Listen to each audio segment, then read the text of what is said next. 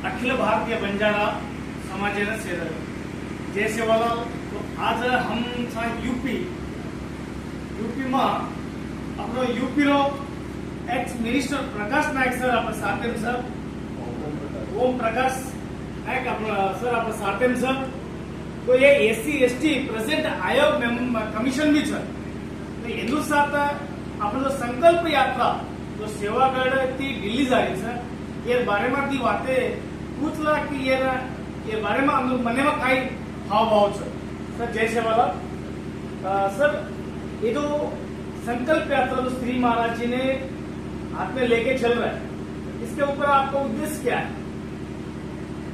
श्री महाराज जी ने जो संकल्प यात्रा प्रारंभ की उस प्रारंभ में हमने एक देखा कि जो समाज तितर था बिखरा हुआ था इस संकल्प यात्रा से मैं समझता हूँ सभी समाजजन एकत्रित हो रहा है और उससे समाज को लग रहा है कि यदि हमने इस यात्रा को सफल कर लिया तो हो सकता है हमारा भाग्य चमक जाए और सरकार की नींद खुल जाए और सरकार हमारे प्रति कुछ अच्छा व्यवहार करे और हमारी जो मांगे हैं उस पर विचार करें। इसलिए इस संकल्प यात्रा में हम सब लोग श्री महाराज जी का साथ दे रहे हैं।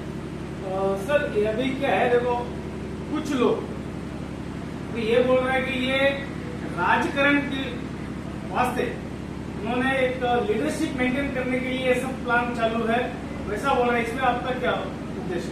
नहीं देखो हर उसमें कोई राज छुपा होता है लेकिन श्री जी महाराज को मैं आज से नहीं करीब 30 साल से जानता हूँ। उनका ऐसा कोई उद्देश्य नहीं कि वो अपने राजकारण के लिए कर रहे हों, राज्यसभा चाह रहे हों, लोकसभा चाह रहे हों, इसके लिए वो कार्य कर रहे हों। उनकी एक जन भावना है कि इस समाज के लिए हमारे समाज के लिए कुछ हो। जब वो श्री जी कहते हैं कि आज हम इस योग्य हैं कि पूरे समाज को जोड़ सकते हैं, अरे समाज के पास धन नहीं है कोई बात नहीं है, हम सन्यासी हैं, हम लोगों से इकट्ठा करेंगे, इधर से उधर लेंगे, हमारे अपने समाज के भी कई बड़े मठ हैं उन लोगों से भी हम वार्ता करेंगे और उसके तहत हम समाज का कल्याण करेंगे, आगे समाज को बढ़ाएंगे। ऐसी उनकी सोच है। तो सर आपने अभी देखो मिनिस्टर रहा लेकिन हमारे समाज में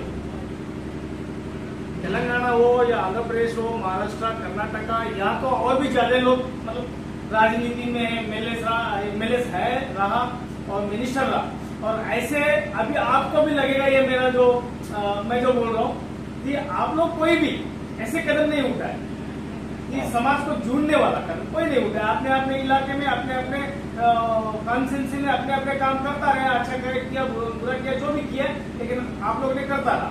लेकिन ये जो समाज को एक करने के लिए आप लोग कोई नहीं किए तो इस पे आपका विचार क्या है? नहीं देखो समाज को हर राज्य में अपना अपना प्रयास अलग अलग होता रहा, समाज को संगठित करने का प्रयास हर कोई करता रहा। मैं आपको अपने उत्तर प्रदेश की बात जहाँ करूँ, हमने 86 में मथुरा से दिल्ली तक शांति ज्योति पदयात्रा प्रारंभ की थी और ज्योति लेकर के हम चले।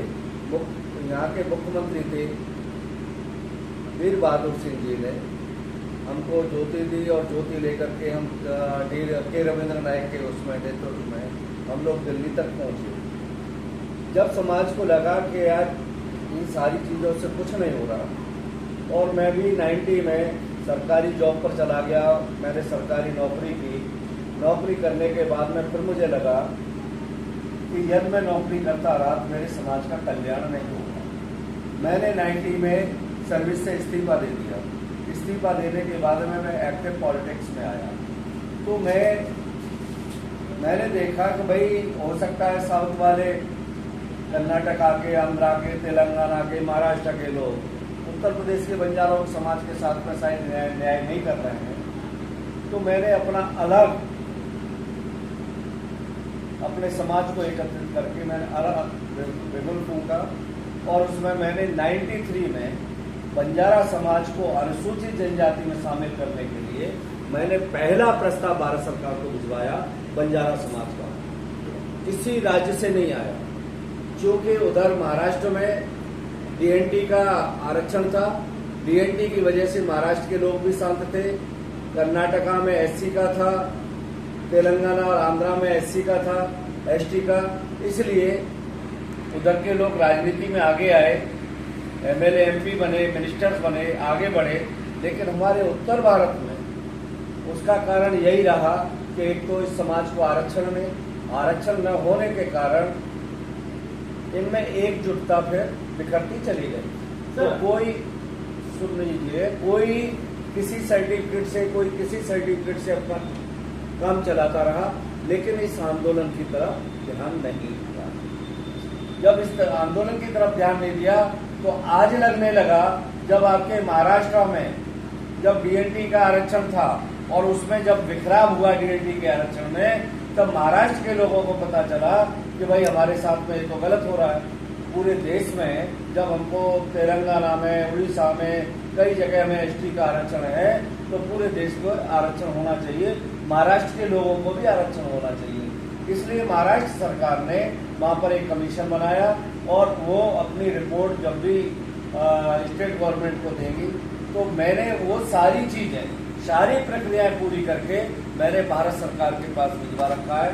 आज जो श्री जी से जुड़ने का मेरा उद्देश्य है, मेरा उद्देश्य एक ही है कि श्री जी महाराज, आप सरकार को, आप अपने माध्यम से, इस संकल्प यात्रा के माध्यम से आप सरकार को अवगत कराएं कि भाई उत्तर प्रदेश का भी मुद्दा, उनका तो पूरा है, पूरे देश के बंजारों को अनुसूचित जनजाति में शामिल करो।